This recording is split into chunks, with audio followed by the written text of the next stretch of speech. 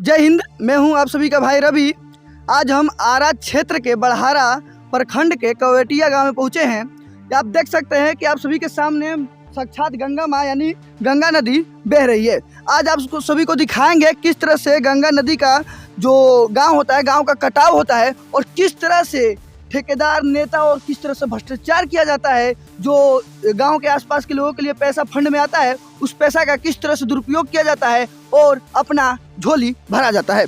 आइए आपको दिखाते हैं पहले कि देखिए गंगा जो अभी कितना उफान पे गंगा है। आप देख सकते हैं लगातार गंगा का पानी दिन प्रतिदिन लगातार घंटे बाई घंटे बढ़ रहा है और ये देखिए गंगा का कटाव किस प्रकार हो रहा है।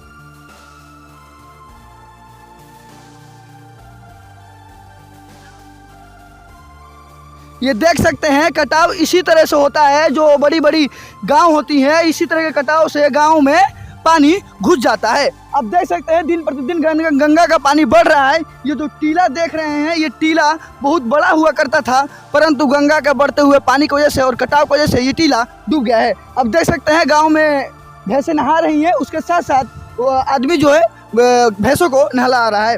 आइए दिखाते हैं कि गंगा को बांध जो कटाव उसको रोकने के लिए क्या कुछ किया जाता है और उसमें किस प्रकार से भ्रष्टाचार किया जाता है और अपनी झोली भरा जाता है। आइए आपको दिखाते हैं कि गंगा कितनी तेजी से बढ़ रहा है और गंगा की धारा में कितना ज़्यादा प्रवाह नजर आ रहा है। और गंगा के धारा के साथ साथ आपको ये भी दिखाएंगे कि गंगा में जो रोकने का काम है वो इन बोरियों के जरिए किस तरह से गाँवों को बचाया जाता है और किस तरह से अपना झोली भी भरा जाता है। आइए सर, आप लेते आइए।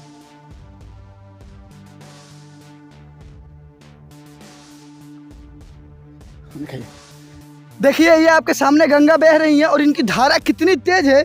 आप समझ सकते हैं कि ये नीचे वाला जो बोरी है ये डूब चुका है। आप इस बोरी को देख सकते हैं, ये बोरी चाइनीज बोरी है। इसमें कितना भी रेत डाल दीजिए और इसकी पानी धारा जो इसको काट नहीं सकती। ये ऐसा बोरी है जो स्पेशल बाढ़ क्षेत्रों में डाला जाता है ताकि गांव में पानी ना घुसे, बांधों पर डाला जाता है ताकि बांध कट ना सके और डुबाव की स्थिति ना है। और आइए आपको इधर दिखाते हैं गंगा का प्रवाह जो धारा है कितना तेज हो चुका है कि अगर लगातार इसी तरह बढ़ता रहा तो मुझे लगता है कि 2 से 4 दिनों के अंदर पूरा का पूरा गांव बाढ़ के चपेट में आ जाएगा। अब देख सकते हैं गंगा की धारा कितनी तेज है और लगातार इस गांव में हमेशा ही बाढ़ आता ही आता है।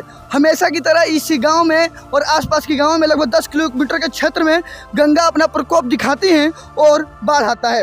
अब ये देखिए जो बोरी है, असली बोरी यही डालने के लिए दिया जाता है। यहाँ के जो इसको काम को इंजीनियर करते हैं उनको यही प्रोवाइड किया जाता है कि आप इस बोरी को डालिए, पर यहाँ पर इस बोरी को डाला जा रहा है। इस बोरी को जो धूप तक नहीं सह सकती, ये बोरी धूप के वजह से देखिए फट जा रही है। ये बोरी धूप के वजह से मात्र फट जा रही है, उसके बावजूद इसे ऐसी बोरियों का यूज किया जाता है ताकि पैसा बचाया जा सके और अपनी झोली भरा जा सके। आप इधर देख सकते हैं, ये देखिए ये बोरी किस तरह से फट गया है।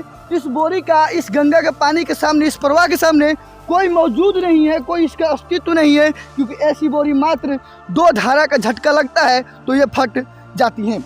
अब सभी को बता दूं इस तरह से अपना झोली भरा जाता है और जनता का पैसा खाया जाता है।